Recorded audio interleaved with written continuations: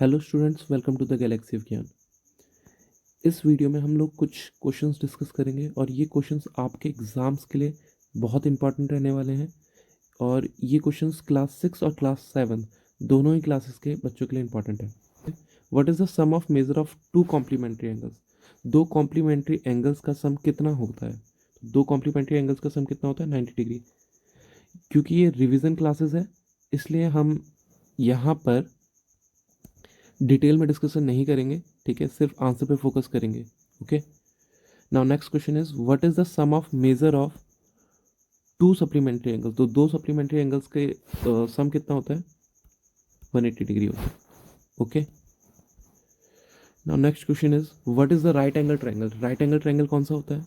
ऐसा ट्रायंगल जिसमें एक एंगल 90 डिग्री का हो। ऐसा ट्रायंगल जिसमें एक एंगल कितने डिग्री का हो? 90 डिग्री का हो, उसे हम लोग क्या कहते हैं? राइट एंगल ट्रायंगल कहते हैं। ठीक है, एक और बात ध्यान देने की ये है कि जो राइट एंगल ट्रायंगल होता है उसमें एक एंगल भले ही 90 डिग्री का हो, लेकिन जो बाकी दोनों एंगल्स होंगे वो आपके क्या होंगे? एक्यूट होंगे। ये दोनों एंगल कैसे एंगल होते हैं आपके?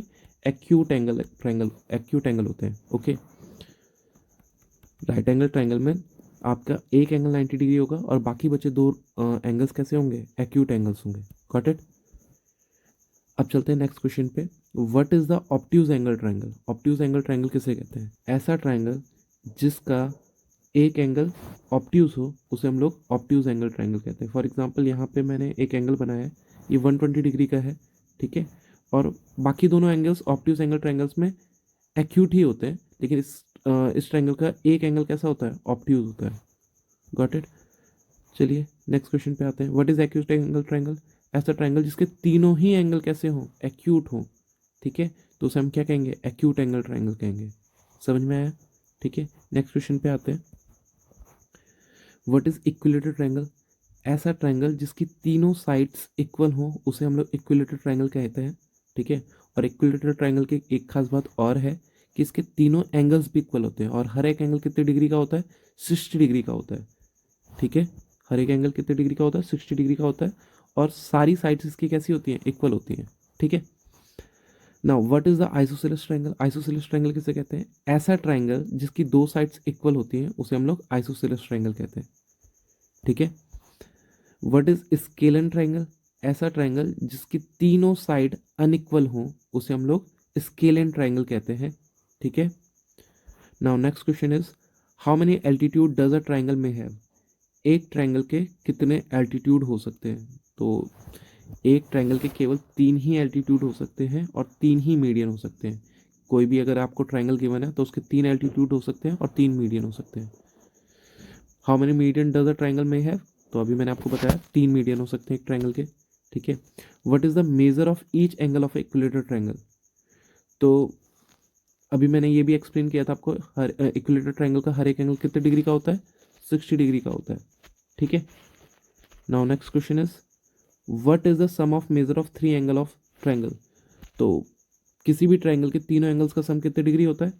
180 डिग्री होता है। ओके, ठीक है, और what is the sum of measure of four angle of quadrilateral? किसी भी क्वाड्रिलेटर किसे कहते हैं? ऐसा पॉलीगन जिसकी फोर साइडेड हो, ठीक है, उसे हम लोग क्वाड्रिलेटर कहते हैं। और क्वाड्रिलेटर के चारों एंगल्स का सम कितना होता है? 360 डिग्री।